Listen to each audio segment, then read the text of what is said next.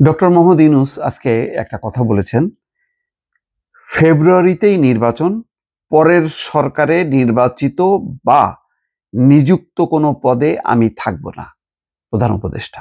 এটা একটা চমৎকার সিদ্ধান্ত। এরকম বোধ বা বিবেচনা বা বলবো যে বিবেক অনেকেরই থাকে না।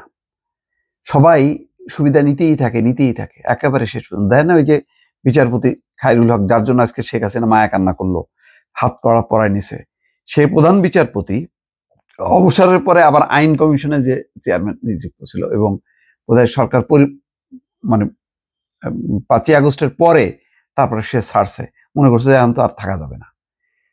কতখানি দেখেন প্রধান বিচারপতি হিসেবে দায়িত্ব নিয়েছে, এইটার পরে আইন কমিশনের চেয়ারম্যান হয় কেউ? ওই যে বোধটা নাই, লোভ মানুষকে কিভাবে তাড়িত করে।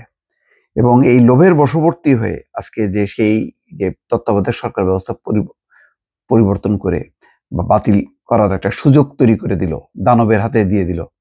হ্যাঁ, সেই দানব কি করলো, একেবারে ওই রায় পেয়ে খুশিতে মানে বাকবাকুম পায়রা মাথায় দিয়ে টায়রা, হ্যাঁ, নাচতে লাগলো যে আর তো ক্ষমতা ছাড়া লাগবে না। হ্যাঁ, আজকে ক্ষমতা যদি স্বাভাবিকভাবে পরিবর্তন হইতো, আজকে তো হয়তো দিল্লিতে যে পালায় থাকতে হতো না, লজ্জাজনক ভাবে দিল্লিতে বসে আছে।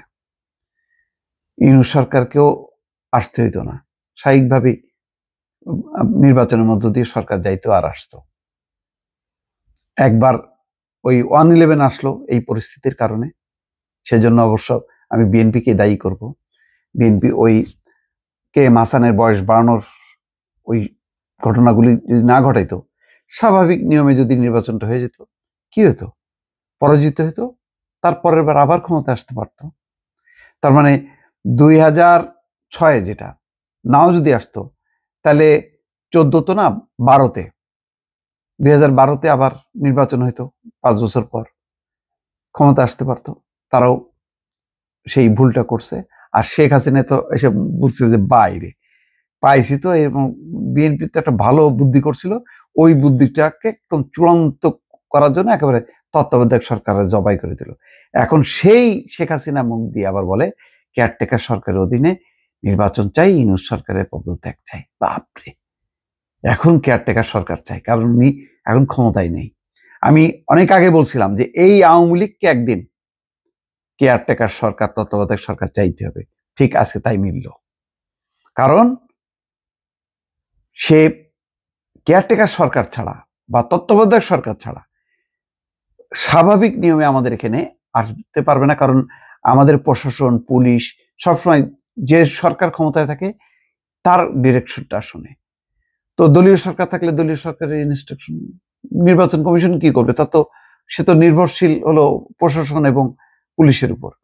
যাক, অন্য কথা বললাম, ইউনূস সাহেবের এই কথায় আসি যে ঠিক আগের কথাই পুনর্ব্যক্ত করলেন প্রধান উপদেষ্টা ডক্টর মোহাম্মদ ইউনূস। দেশের জনগণকে যেভাবে আশ্বস্ত করেছিলেন আগামী ফেব্রুয়ারিতে দেশে ত্রয়োদশ জাতীয় সংসদ নির্বাচন অনুষ্ঠিত হবে, ফের সেই বার্তায় বৈশ্বিক পরিমণ্ডলে জানান দিলেন তিনি।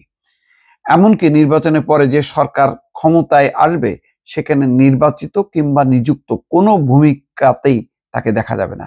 আমি ভাবছিলাম বোধহয় বিএনপি আসলে তাকে বিশেষ দূত করবে, মানে একেবারে খুবই ভালো মর্যাদা দিয়ে, যিনি দেশের জন্য কাজ করবেন। তো এখন দেখা যাচ্ছে যে না, তাহলে তিনি একটা বেনিফিশিয়ারি হইতে পারে। অনেকে বলতে পারে ও আচ্ছা, মানে বিএনপিকে জিতায় আনার বিনিময়ে তিনি মানে এই কি বলে এই সুবিধাটা ভোগ করতেছে। সম্ভবত এইটা বুঝে তিনি আর সেটাও তিনি নেবেন না।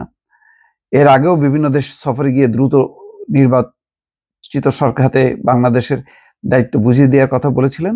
বৃহস্পতিবার প্রধান উপদেষ্টার লেখা একটি নিবন্ধ প্রকাশ করে যুক্তরাষ্ট্রের ইউটাহ ভিত্তিক সংবাদ মাধ্যম দেসারাট নিউজ। সেখানে সরকারের আগামী পরিকল্পনা, অনুষ্ঠিতব্য নির্বাচন, জুলাই গণঅভ্যুত্থান এবং সংস্কার সহ সার্বিক মানে বিষয় উঠে আসে। প্রধান উপদেষ্টা নিবন্ধে বলেন, আমার সরকারের মূল লক্ষ্য হলো একটি অবাধ, সুষ্ঠু এবং শান্তিপূর্ণ নির্বাচন আয়োজন করা, যেখানে রাজনৈতিক দলগুলো ভোটারদের সঙ্গে তাদের পরিকল্পনাগুলো বলতে পারবে। আমাদের মিশন হলো সব বৈধ ভোটার যেন তাদের ভোট দিতে পারে, যারা প্রবাসে আছেন তারাও। এটি একটি বড় কাজ, তবে আমরা এই কাজটি সম্পন্ন করতে প্রতিশ্রুতিবদ্ধ। তিনি বলছেন, আমি স্পষ্ট করেছি জাতীয় নির্বাচন আগামী ফেব্রুয়ারিতে হবে। এরপর যে সরকার আসবে সেখানে নির্বাচিত বা নিযুক্ত করা কোনো পদে আমি থাকব না। এটাই হচ্ছে খুবই চমৎকার একটা ঘোষণা। এইটা অনেকের জন্য একটা শিক্ষা। যারা ক্ষমতায় থাকলে ক্ষমতা ছাড়তে চান না, তাদের জন্য একটা ভালো বার্তা। ভালো থাকবেন। আল্লাহ হাফেজ।